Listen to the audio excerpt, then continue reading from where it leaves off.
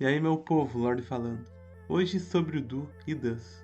O do ou o does podem ser o verbo fazer, mas neste vídeo iremos falar deles com o sentido do verbo auxiliar e quando cada um deles deve ser utilizado.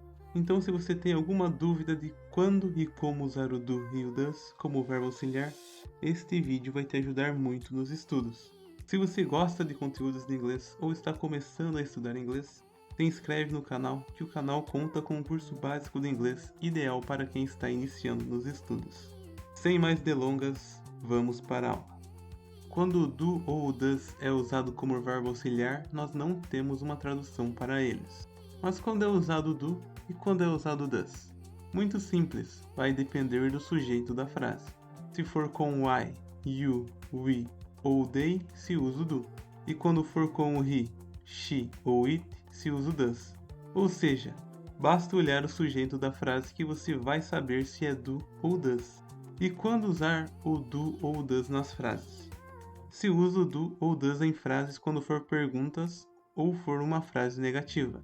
Exemplo, você gosta de trabalhar? Se é uma pergunta, é necessário usar o do ou o does. E para saber qual dos dois será usado, é necessário olhar o sujeito. Na frase, o sujeito é você, you. Então é necessário usar o do. A tradução da frase seria: Do you like to work? Vamos usar o mesmo exemplo, mas com todos os sujeitos, só para ficar bem claro o uso do do e do does. Eu gosto de trabalhar. Do I like to work? Você gosta de trabalhar? Do you like to work? Ele gosta de trabalhar? Does he like to work? Ela gosta de trabalhar? Does she like to work? Gosta de trabalhar? Does it like to work? Nós gostamos de trabalhar? Do we like to work? Vocês gostam de trabalhar? Do you like to work? Eles gostam de trabalhar? Do they like to work?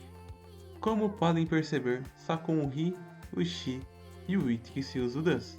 Vale lembrar que quando é usado o he, o she ou o it na frase, o verbo que vem após ele mudava, ganhando um s ou es. Mas com o uso do does, o verbo que ganharia o s ou o es continua igual, porque quem ganhou o es foi o do, que virou o does, e por isso não precisa mudar outro verbo na frase.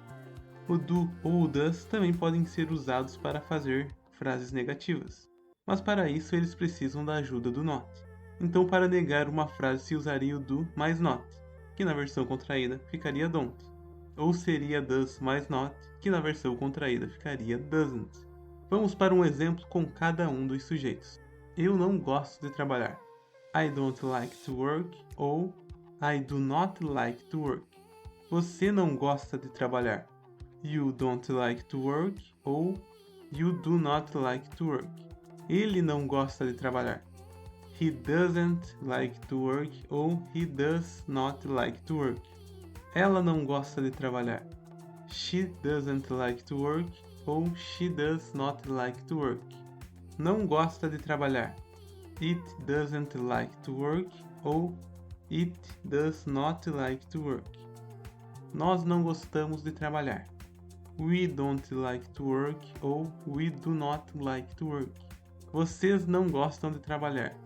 You don't like to work ou You do not like to work. Eles não gostam de trabalhar. They don't like to work ou They do not like to work. O do e o does também podem ser utilizados em perguntas negativas, fazendo a versão contraída dele vir no início da frase.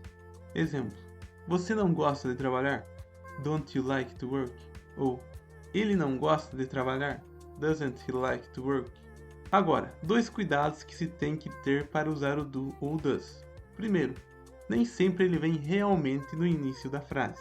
Tem algumas palavras conhecidas como question word, que vem antes mesmo do do ou do does na frase, mas mesmo assim é necessário usar o do ou o does na frase.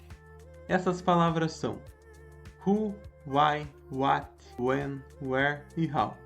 Então, se for uma pergunta, essas palavras vão vir no início da frase, antes mesmo do do ou do does. Perceba que você usa o do ou o does logo antes do sujeito. Exemplo: O que você gosta? What do you like? Ou o que ele gosta? What does he like? Quantos segredos você tem? How many secrets do you have? Quantos segredos ele tem? How many secrets does he have?